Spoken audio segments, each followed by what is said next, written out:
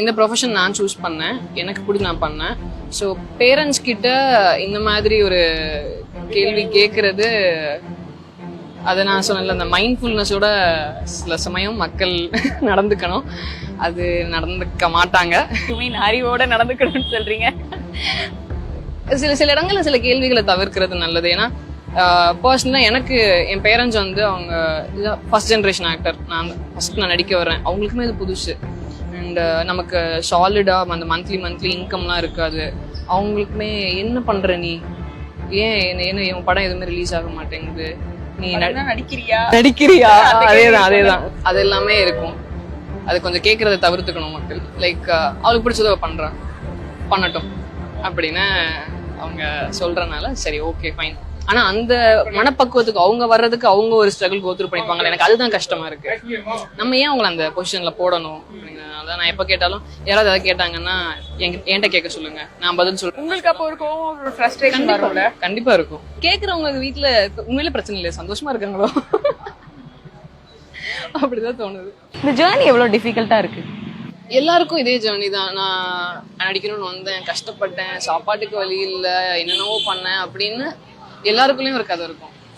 So அது மாதிரி என்னோட கதையும் ஒரு கதை தான் பார்க்குறேனே தவிர, ப்ரிவிலேஜ் இருந்தது. என்னால் இங்கே வாடகைக்கு வீடு எடுத்து தங்க முடிஞ்சுது, என்னால் 3 வேளை சாப்பிட முடிஞ்சுது. அது கூட இல்லாமல் நிறைய பேர் கஷ்டப்படுறாங்கல்ல. ஸோ அப்போது எனக்கு ஒரு ப்ரிவிலேஜ் இருந்தது. எல்லாருக்கும் இருக்கிற அதே கஷ்டம் தானே தவிர எனக்கு மட்டும் ஸ்பெஷல் அப்படின்னு நான் பார்க்கல. கைதி நடந்துச்சு, கைதி நடந்தோடனே சரி ஓகே ஃபைன் செட். இதுக்கப்புறமேலே நான் ஆடிஷன் போக தேவையில்ல, அடுத்தடுத்து ரோல்ஸ் வந்துடும், எனக்கு பிடிச்சதெல்லாம் பண்ண போறேன்னு நினைச்சேன். சம்மந்தமே இல்லாமல் கோவிட் வந்துச்சு, எல்லாமே மறுபடியும் back to square one. So அப்போ நான் மறுபடியும் முதல்ல இருந்து ஸ்டார்ட் பண்ணணும். அப்படிங்கும்போது that's where I started to learn. Process enjoy பண்ணுவோம்.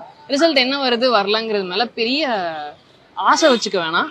Hope for the best, prepare for the ஒஸ்ட்னு ஒன்று இருக்கும்ல, அது மாதிரி செட்டில் ஆயிட்டேன்னு நினைக்கிறேன். கற்றுக்கிட்டு இருக்கேன்.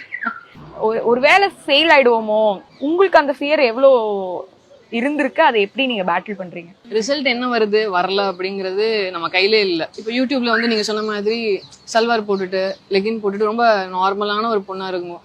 இந்த பக்கம் வந்து கொஞ்சம் மாடர்னா போட்டாலோ இல்லை பாடிலி அட்டானமின்னு ஒன்று சொல்லுவாங்கல்ல, அது எல்லாருக்குமே ரொம்ப ரொம்ப முக்கியம்.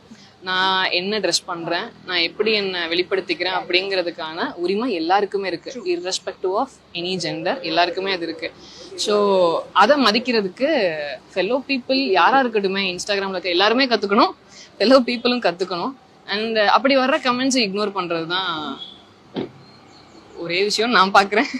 இந்த இன்ஸ்டாகிராம்ல நம்ம போடுற பர்டிகுலர் ஃபோட்டோவுக்கு நீ எப்படி இப்படி ட்ரெஸ் பண்ணலாம், this doesn't look like you, பையன் மாதிரி இருக்க, பொண்ணு மாதிரி இருக்க, இந்த மாதிரியான கமெண்ட்ஸ் எல்லாம் இக்னோர் பண்ணிடுவேன்.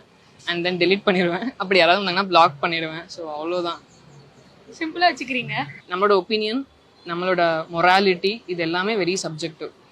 ஸோ அதனால ஐ கீப் இட் சிம்பிள். இது சிம்பிளான்னு தெரியல, இப்படி வச்சுக்கிட்டா எனக்கு பிரச்சனை இல்லைன்னு தோணுது.